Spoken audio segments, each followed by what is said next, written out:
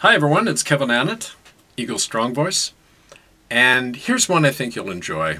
It's called On Hard Times and Waiting for Santa, a whimsical entreaty from Kevin Annett. Well, some years ago, over a glass of his favorite bourbon, my dad reminded me why, as a youngster, I kept believing in Santa Claus. In these struggling days when our campaign's fiscal gas tank is nearing empty, I think it's especially an appropriate yarn. It was a week before Christmas in the year 1963.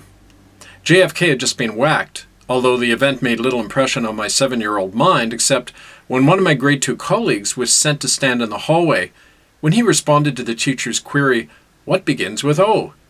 with a cheeky, "Oswald." On the Annett household front, my mother was engaged in her usual pre-Yuletide shopping hysteria, goaded on by my dad's tendency to display a general indifference to buying a lot of shit, caused by the fact that he was usually broke.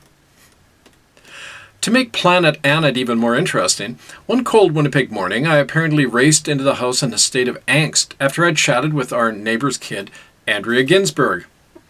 With your standard Jewish chutzpah, Andrea had informed me with the certainty of one of the chosen people that, "No, Kevin, you schmuck, there really is no Santa Claus. It's your parents who give you all those gifts." As was my wont, I immediately went to my older brother Bill for clarity and solace. Well, ever the born operator, Bill's just retired from the corporate world with loads of ill-gotten lucre. He replied without batting an eye, "Aw, come on, Kev. Of course it's Santa who gives us presents. You know Dad could never afford to buy all that stuff."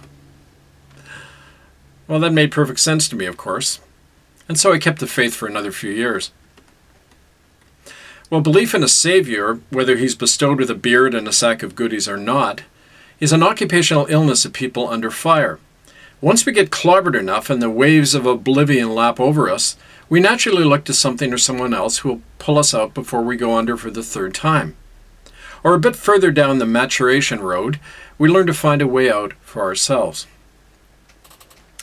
Well, there is, of course, a third option. We can help each other out of the turbulence. In an atomized and narcissistic culture like ours, the latter choice is easier said than done. Regardless of their politics or spirituality, North Americans don't think in terms of we, but rather me. For instance, just this past week, a supporter of our Republic of Canada demanded why I hadn't shown up in her community and given the common law workshop that I'd promised to do. "Because I'm broke," I answered. "Well, then just meditate and manifest the money," she snapped glibly. "Well, how about you folks just help raise the funds for my travel?" I responded.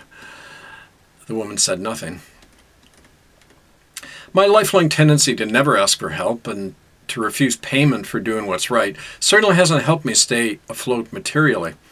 I've never copyrighted anything I write or produce, and I routinely give away my books and even my paltry funds to those who need them. Most people enable that tendency in me by assuming that Kev will do it, he can do anything. He brought down the Pope. He's our hero. Well, folks, the arrangement is far from realistic. Facts are stubborn things, and the fact is that the enormous freedom movement I've helped to create is falling far short of its goals because of a lack of sustaining income. Our work lives completely hand-to-mouth, the way I do. But now with 2020 approaching and new campaigns being planned on many fronts, very exciting campaigns, we need to raise a minimal operating fund if our common law republic and child protection movement is to find wings again. The targeted amount of that fund is $50,000. With those funds, here's what we'll do. We'll commence a documentary film project that details on the ground the ongoing genocide in Canada as a sequel to award-winning film Unrepentant. Also, we'll continue the work of the West Coast Tribunal into Canadian War Crimes, which has documented and linked the Trudeau government with Chinese organ and child traffickers.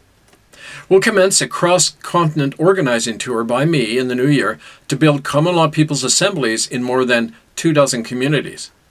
We'll continue to help establish the Republic of Canada in local Canadian communities, and we'll train Republic sheriffs to arrest and bring to common law trial, the traffickers and killers of children.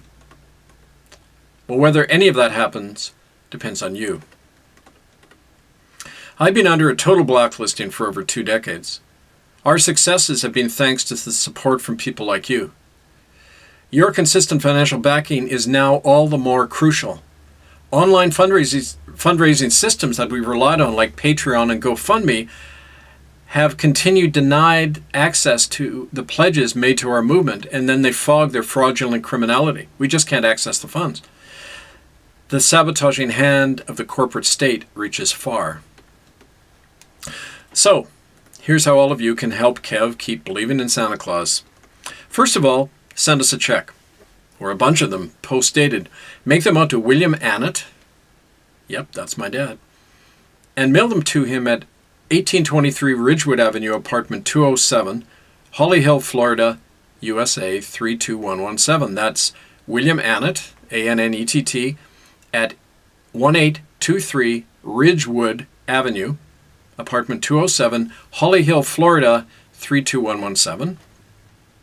If you're lazy, you can send your donations to us through PayPal to the email pickwick88@yahoo.com. You can find that listed under donations at murderbydecree.com. And if you really love me and want to arrange a bigger donation, contact me directly at thecommonland@gmail.com or hiddenfromhistory1@gmail.com.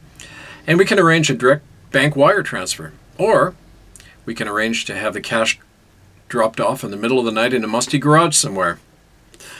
And by the way, any one of you who pledges $100 or more to our movement will receive a signed copy of any 2 of my books found at Amazon.com or listed in my emails. Plus, you get a free dinner at the Bonanza All-You-Can-Eat restaurant in Winnipeg. Okay. I was just kidding about that last bit. I trust in the power of truth and in the goodwill of all of you. But I have to admit that some part of me is holding out for a really big Santa Claus this year to come through. Like the guy from Texas who every month or so assures me that once the global financial reset happens, he's sending our work a cool $150,000. Of course, he started promising me that nearly 8 years ago. So as with the second coming, I ain't holding my breath. And so, dear Santa, in your many ordinary guises, help us save lives and recover our liberties. Pledge what you can consistently and make possible our goal of $50,000. So with my thanks and Yuletide cheer, this is Kevin Annett, Eagle Strong Voice, murderbydecree.com. And as a PS, just for the record, I don't hold any childhood grudge against my dad for being broke back then. But his bad jokes still bug me. Bye for now.